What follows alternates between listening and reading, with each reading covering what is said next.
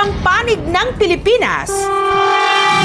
Literal ngayong nagliliyab ang init!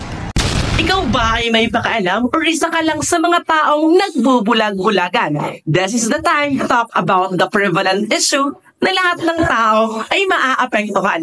Tama na ang chismis laban kung kapuso o kapamilya, sapagkat dito, tayo ay iisa. Welcome to Ag Amazing! Kaya ano pang hinihintay mo? Atin lang isulong ang angat, edukalidad. Tamang-tama, someone asked, ano daw nga ba ang feedback mechanism and how it affects the climate? Let me explain something. The climate feedback mechanism is a process within the Earth's climate system to amplify or diminish the initial effect of a climate forcing. Sa madaling salita, ang feedback mechanism po ay kayang i-amplify or bawasan ang effect ng pagbabago ng klima here on Earth. We all know that greenhouse is essential to all living organisms. Kung wala ito, baka puno ng yelo ang ating daigdig. In the climatic feedback mechanism, we have two factors. These are the positive and the negative feedback mechanism.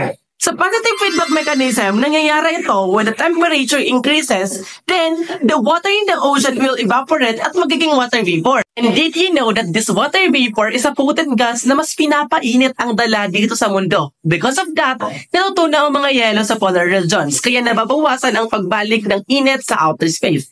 Ito kasing mga yelo ay may high albedo. When we say albedo, it has the ability to reflect back the sunlight to the outer space. Kaya naman, pag natunaw ang yelo, nababawasan ang reflectivity nito. That's why we can say the positive feedback mechanism enhances the global warming.